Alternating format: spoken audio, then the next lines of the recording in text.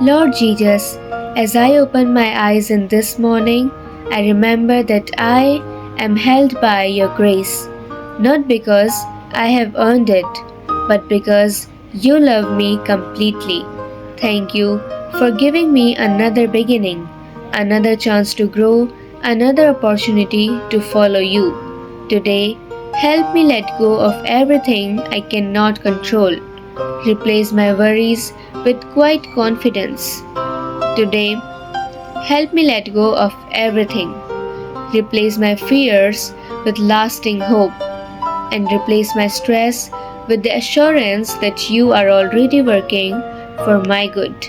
Lord, let your peace settle deep within my soul.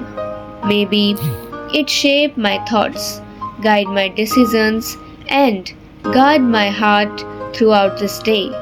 Use me to encourage someone who needs hope, to listen with compassion, to forgive with humanity, and to love the way you have loved me. Thank you for being my Savior, my shepherd, and my everlasting peace.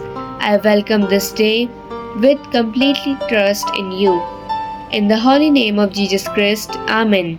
If you are resting in God's grace today, comment Amen. His grace is enough.